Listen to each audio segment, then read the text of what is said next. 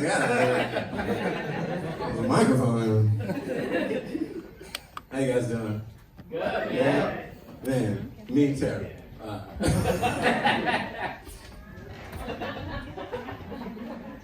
gonna have some fun. A lot of people talk about Michael Jackson. I think that's weird.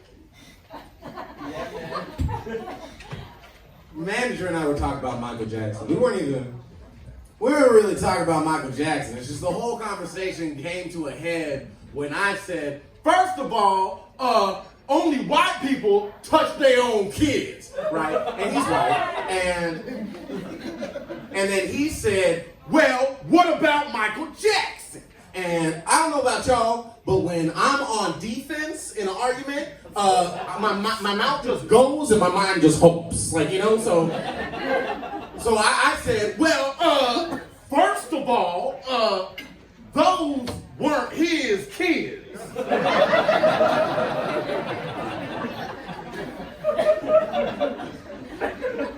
And second of all, if I remember correctly, Michael Jackson did not touch kids when he was black. Okay.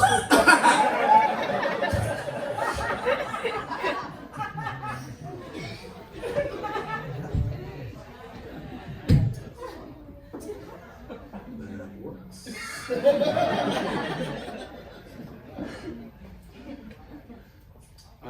My nana's from Tennessee. Nana, not Nana. She ain't the dog from fucking Peter Pan or shit. You know, it's Nana. It's weird because I grew up here in San Diego, so I used to visit my nana in Tennessee all the time, and they talk different out there in the South. Like Bless Your Heart. Y'all know Bless Your Heart? Y'all know that one? Yeah. Like, I grew up, like, I was a kid, and I heard my nana say, bless your heart, and I thought she was just, like, the most godly person. I thought she was so sweet, and then, but I got older, and I realized, y'all know, bless your heart don't mean bless your heart, right? Right? It's like the most Christian way of saying, fuck your face. Like,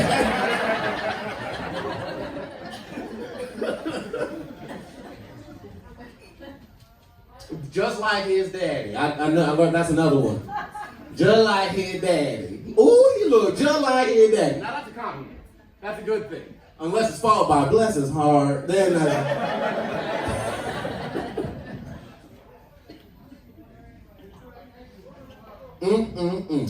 can mean anything in the South. You know what I'm saying? Can mean anything in the South. You say something wrong, someone will be like, Something delicious? You don't like what someone said? You in church? Is someone looking ratchet? Look at her with her stupid hair. Man with suit. I was actually in church and the pastor was going off. Y'all ever been there where the pastor was just going way too hard, right? And he was talking about heaven and hell and life and death and shit. And he was just going way too in, and all of a sudden this little girl next to me starts crying. She was like, "Aah!" And I was like, what's wrong? What's up? And she was like, oh, my dog died, and he know Jesus, and he going to hell. Right? And I was like, oh no, and I wanted to help her. And I was like, oh no, don't you know? All dogs go to heaven, right? And then that's when the pastor said, because everybody goes to heaven, but not everybody gets in. And I was like, oh shit. You're like,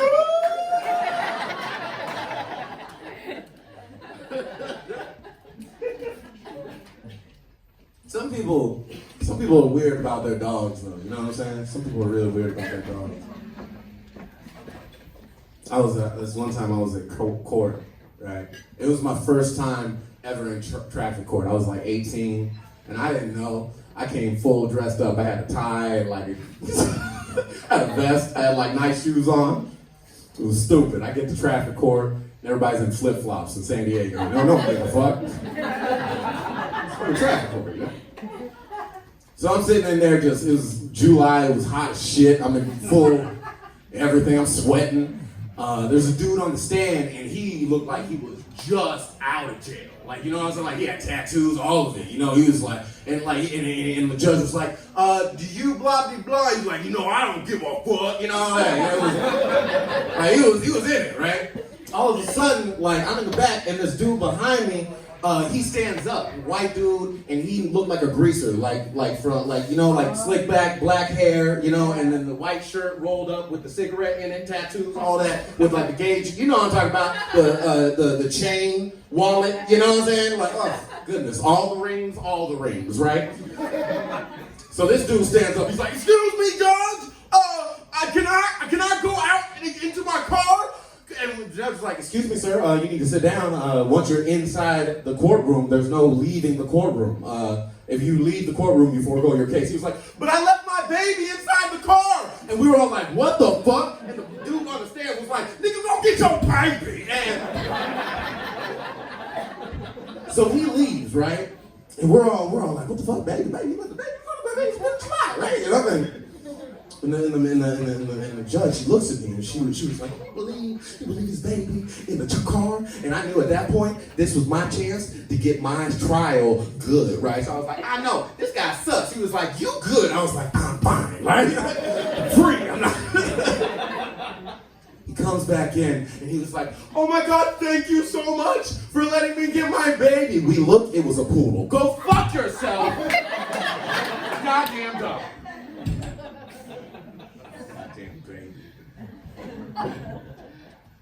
I was in a black Uber the other day. No, not an Uber black, a black Uber. It's a different thing, y'all. Like, black Uber is an Uber pool with only black people in it. It was a different Uber, man. I've never been, it's like, you think it would happen a lot, but there's not a lot of us, so, it was like I went, it was just like the movies. Like I opened the door, and we all saw that we all were black, and I opened and they were like, "Hey!" It was like, black music was playing. I'm not talking about rap. I'm talking like, bam, bam, bam, bam, bam, bam, bam, bam, bam, bam, me, myself. And I was like, I felt like my auntie at a wedding just drunk. It was great. So dope, man. I got into the Uber and she was like doing like just random shit that no Uber driver ever does. Like she was like on the phone, you know what I'm saying? She took like a phone call. She was casual about it. "Oh, yo, what's up? How you doing?" No. How's the baby?" "Oh, okay, good. No, I'm driving." "Oh, no, it's fine. They darker than usual." Like it was fantastic. She was taking all sorts of U-turns. She was like, "See, I wouldn't be taking these U-turns with other white people in my car." And we were like, "Yeah, we get it." We all high-fived. It was fantastic. Like, it was great. Like, okay, I don't know how else to explain it, but like, okay, I had a girlfriend, and you guys know what Juneteenth is? Yeah. Okay, because it wasn't like Juneteenth, for the people who don't know. That's like Black 4th of July. Like, that's our 4th of July, you know? So, like, I don't know how to explain this, but it wasn't the abundance of blacks in the car that made it so dope. It was the absence of white that just... There was no explaining. We didn't have to backtrack and be like, "Oh, my bad, what I meant was..." We were saying N-words and we knew what adjective, noun, or pronoun it was... So Juneteenth, I had a girlfriend, and she got mad at me because I didn't invite her to the party. She was white, but I didn't invite her to the Juneteenth party. It was an all-black party, right? And she was like, "Why can't you invite me to the cookout? What you gonna do? Fuck somebody else?" I was like, "No, you're white." like, okay, look, if you weren't invited to the cookout, you probably weren't living on the block. You know what I'm saying? Like, you feel me? Like, this girl wanted to come to the cookout and she didn't even know how to mix Kool-Aid. Like, you feel what I'm saying? Like, it was just amazing, man. It felt like a family reunion. And it got weird, just like a family reunion. It was because, like, in the car, it was a thug, and he had, like, tattoos and scars on his face and shit, and he looked scary as fuck. And then next to me was a gay black dude, and then, like, in the driver's seat was big black lady, and she was at the helm. She was just straight killing it, right? But the thug, like, he started hitting on the driver. Yeah, it got hella weird. She was like, "I'm no driver, I'm your mama. And me and the gay guy in the back were like, yeah, you my mama, you my mama. And then the thug was like, yeah, you my mama. And we were like,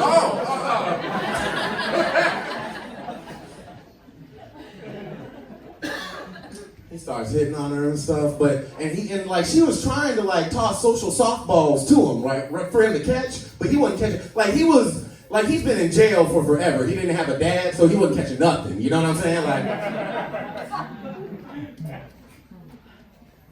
he was like, hey, so whenever they do that, you know they always do that, right? Hey, so hey, so you know like. What type of man you looking for, you know, right now, you know? And she was like, she made it clear. She was like, well, if I were looking for a man in my life right now, I would like to have, he need to have to understand about my time and my commitment to my child. He was like, I understand about time and commitment. Bitch, I've been in prison. And we were like, what the fuck?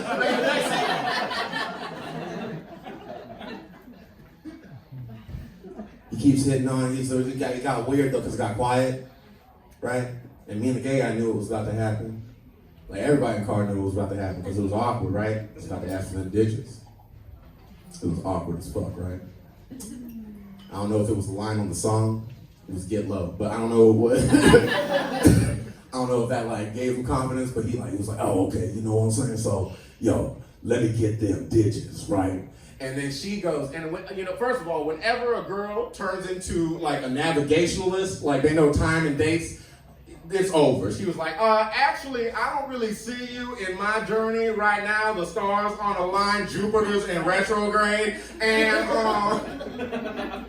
I'm just gonna have to say no, but thank you. And he was like, oh no, that's cool. Okay,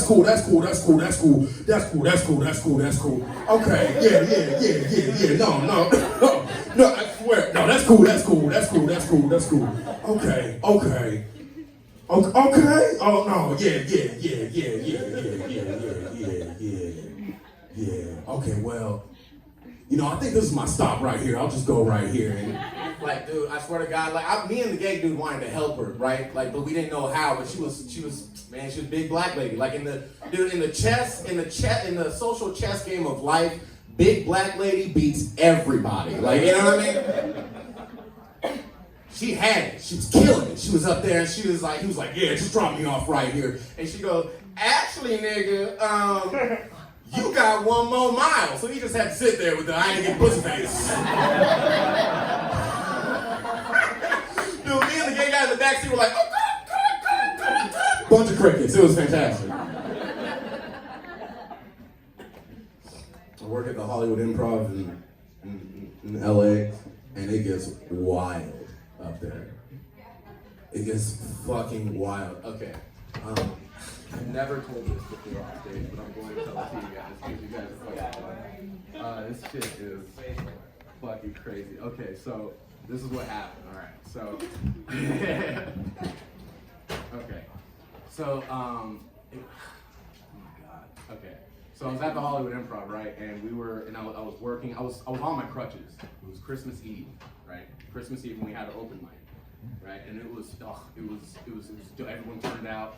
Everybody was having a good set, and like, then all of a sudden this lady, because this lady had come with her son, with like this dude and everything, and it was his birthday, Christmas Eve, and this lady fucking, she starts freaking out, and she grabs D'Angelo, the host, by the neck, right? And then he stands up and walks around. He doesn't even touch her, right? Because we're not allowed to touch her. So he stands up and walks around. And he's like, I'm not touching her. I swear, I don't want to be in trouble. I'm not touching her. And then he kind of like lets her go outside.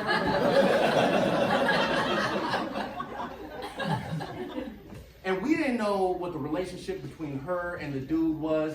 It was the dude's first time ever doing comedy. He had brought a guitar. He had brought a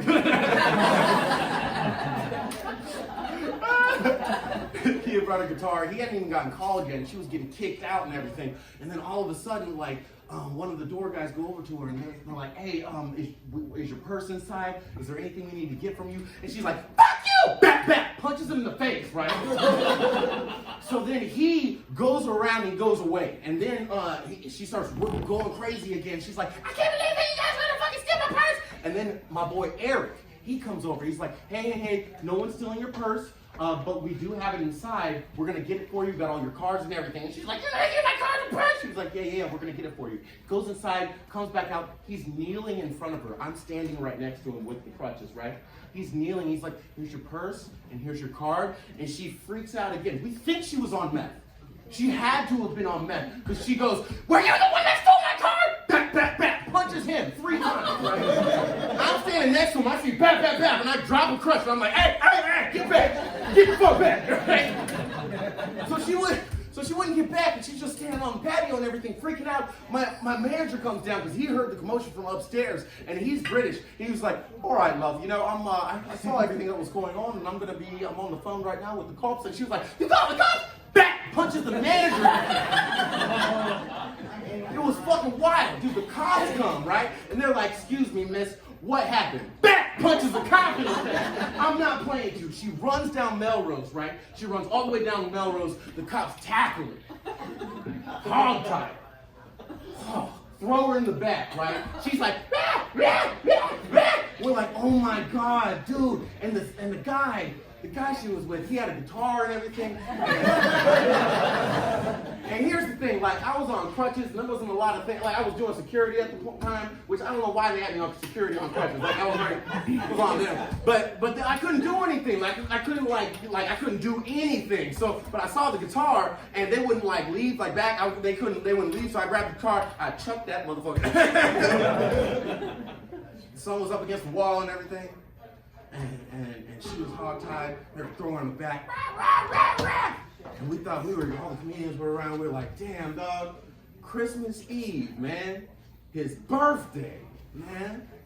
And his first set doing comedy. Man, that is a great story, dog. And then he turned around, and because we thought that was it. We didn't know anything else. And then he goes, Mom, stop. We were like, it was his mom. Oh, man. He's going to be a great comedian. It's crazy at the improv, man. We have this night. It's called Monday Rays. It's when D-Ray Davis comes and does his show there. I just call it Black Night because that's all the people that come there. It's just a whole bunch of black people that come. It's fucking wild. This one time, someone pepper sprayed someone in the face inside the showroom. This is what happened. For some reason, this dude from Detroit kept wanting to say that he was from Detroit. I don't know, he might have been on cocaine. Woo! Yeah, I know.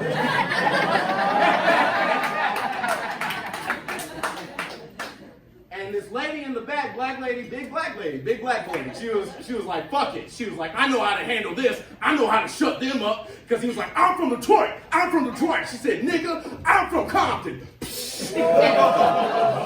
Right? But she missed him and hit 2 dudes behind her. It was wild, man. Like, the whole thing had to be fucking everybody, because it was inside, so everybody got pepper spray. You know what I'm saying? This other time, it was my first time ever changing the marquee. Like this thing up here, the sign? It was my first time ever changing the marquee, and I'm a terrible speller. I fuck it up all day. Like if I don't know a word, I'm just like Siri, blah blah blah. Like I don't wanna, I just say it, So they gave me all the letters and stuff. I didn't want to mess it up, and it was some real foreign name. I didn't know it at all, right? It was weird. It was ZHZP asterisk, it was crazy, right? And I was just trying to do it right because I didn't want to fuck up the first time I did the sign. So I was like, okay, I was on the ladder before I was hurt, and I was on the ladder, and I was like, okay, A, Z, and all of a sudden, Black Knight, right? I hear, hey motherfucker, you need to shut the fuck up. Like, oh, okay. And it wasn't that bad, so I was like, okay, that's good. So I was like, Z, Q, and all of a sudden I hear, boom, boom, boom, boom, boom, boom, boom, boom, boom, boom, back, and I looked behind, but I didn't look a lot. Like I just kind of like looked over my shoulder a little bit. You know what I'm saying? Because I didn't want to bring it into my life. You know, like it's like putting the covers overhead. The monster won't come. Like you know what I'm saying? So I look, and this dude has the guy on the ground, on the curb. He's just like, motherfucker, today is school, and I'm your teacher, and I'm gonna learn you to shut the fuck up when I tell you to shut the fuck up. And I was just like, man, you need to get another teacher, man. I mean, I'm not gonna lie. Y'all rate my professor or something, right? This dude stands him up, curb stomps him, and he looks at me. And I look back at the sign. Z. Man, I want to do more comedy with y'all, but everybody got to go home.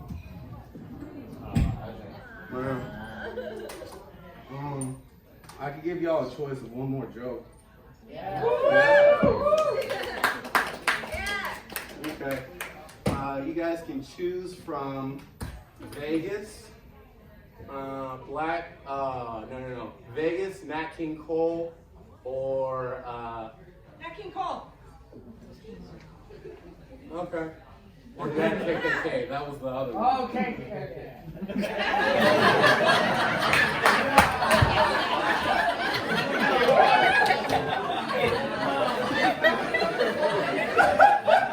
Oh, KKK!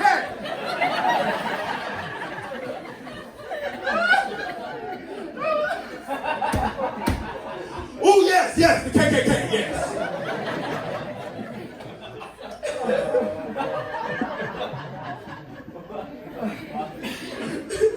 All right, so we'll do KKK.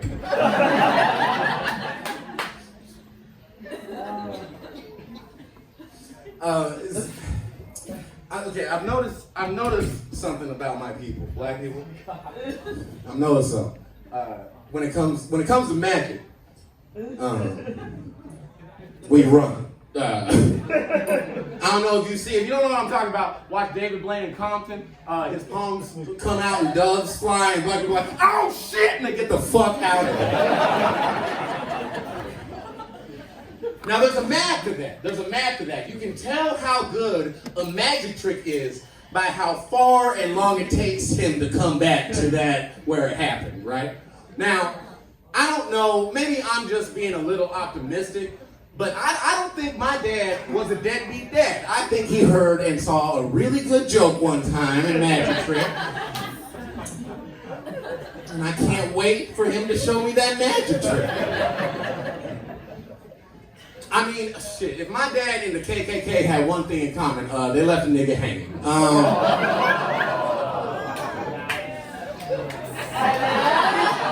I'm tripping.